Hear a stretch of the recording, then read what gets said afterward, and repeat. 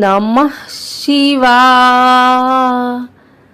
आज सोमवार के दिन आइए सुनते हैं शिव जी और पार्वती जी की यह कथा।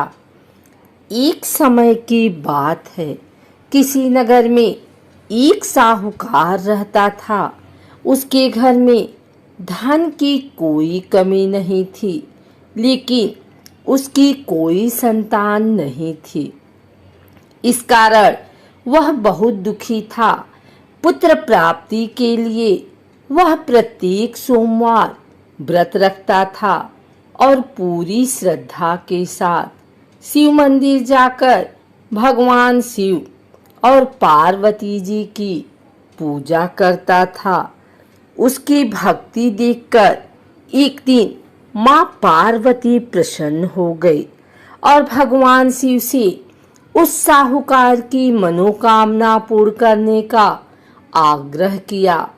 पार्वती जी की इच्छा सुनकर भगवान शिव ने कहा कि हे पार्वती, इस संसार में हर प्राणी को उसके कर्मों का फल मिलता है और जिसके भाग्य में जो है उसे भोगना ही पड़ता है।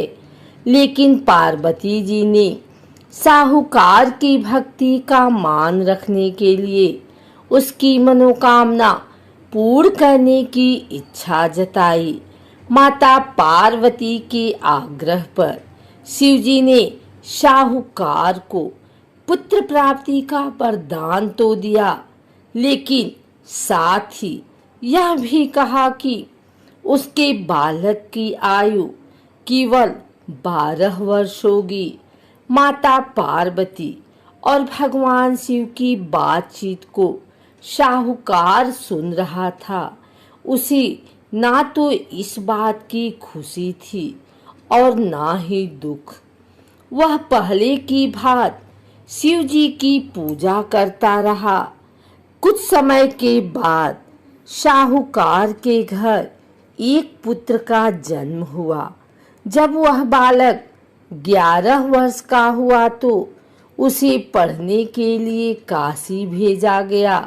साहूकार ने पुत्र के मामा को बुलाकर उसे बहुत सारा धन दिया और कहा कि तुम इस बालक को काशी विद्या प्राप्ति के लिए ले जाओ और मार्ग में यज्ञ कराना। जहाँ भी यज्ञ कराओ वहाँ ब्राह्मणों को भोजन कराते और दक्षिणा देते हुए जाना। दोनों मामा भांजे इसी तरह यज्ञ कराते और ब्राह्मणों को दान दक्षिणा देते काशी की ओर चल पड़े। रात में एक नगर पड़ा, जहाँ नगर के राजा की कन्या का विवाह था, लेकिन जिस राजकुमार से उसका विवाह होने वाला था वह एक आंख से काना था। राजकुमार के पिता ने अपने पुत्र के काना होने की बात को छुपाने के लिए एक चाल सोची। साहूकार के पुत्र को देखकर उसके मन में एक विचार आया। उसने सोचा, क्यों न इस लड़के को दूल्हा बनाकर राजकुमारी से विवाह करा दूं। विवाह के बाद इसको धन देकर विदा कर दूंगा और राजकुमारी को अपने नगर ले जाऊंगा।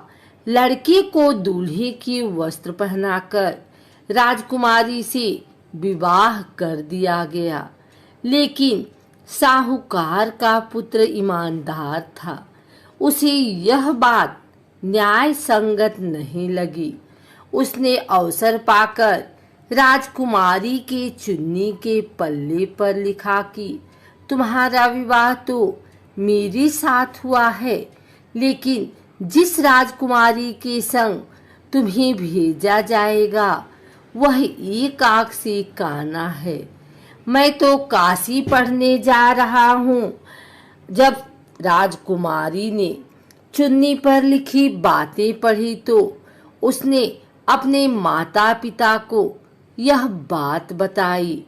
राजा ने अपनी पुत्री को विदा नहीं किया, जिससे बारात वापस चली गई। दूसरी ओर शाहूकार का लड़का और उसका मामा काशी पहुँचे और वहां जाकर उन्होंने यज्ञ किया। जिस दिन लड़के की आयु 12 साल की हुई, उसी दिन यज्ञ रखा गया। लड़के ने अपने मामा से कहा कि मेरी तबीयत कुछ ठीक नहीं है। मामा ने कहा कि तुम अंदर जाकर सो जाओ। शिव जी के वरदानुसार कुछ ही देर में उस बालक के प्राण निकल गए। मृत भांजे को देख उसके मामा ने विलाप शुरू किया। संयोगवश उसी समय शिव जी और माता पार्वती उधर से जा रहे थे। पार्वती ने भगवान से कहा, स्वामी, मुझे इसके रोने के स्वर सहन नहीं हो रहा। आप इस व्यक्ति के कष्ट को अवश्य दूर करें। जब शिव जी मृत बालक के समीप गए तो वह बोले कि यह उसी साहूकार का पुत्र है जिसे मैंने 12 वर्ष की आयु का वरदान दिया। जब इसकी आयु पूरी हो चुकी है, लेकिन मातृभाव से विभोर माता पार्वती ने कहा कि हे महादेव, आप इस बालक को और आयु देने की कृपा करें, अन्यथा इसके वियोग में इसके माता पिता भी तड़प तड़प कर मर जाएंगे। माता पार्वती के आग्रह पर भगवान शिव ने उस लड़के को जीवित कर दिया। शिव जी की कृपा से वह लड़का जीवित हो गया।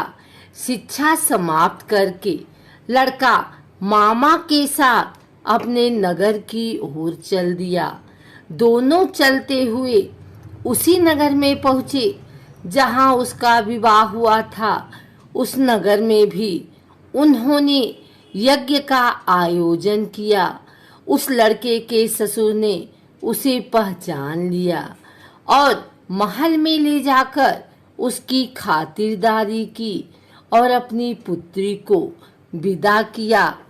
इधर साहूकार और उसकी पत्नी भूखे प्यासे रहकर बेटे की प्रतीक्षा कर रहे थे। उन्होंने प्रण कर रखा था कि यदि उन्हें अपने बेटे की मृत्यु का समाचार मिला तो वह भी प्राण त्याग देंगे। परंतु अपने बेटे के जीवित होने का समाचार पाकर वह बेहद प्रसन्न हुए।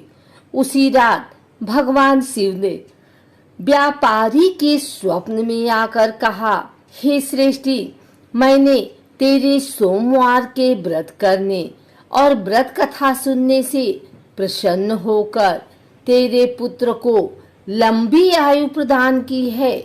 इसी प्रकार जो कोई सोमवार व्रत करता है या कथा सुनता और पढ़ता है, उसके सभी दुख दूर होती हैं और समस्त मनोकामनाएं पूर्ण होती हैं।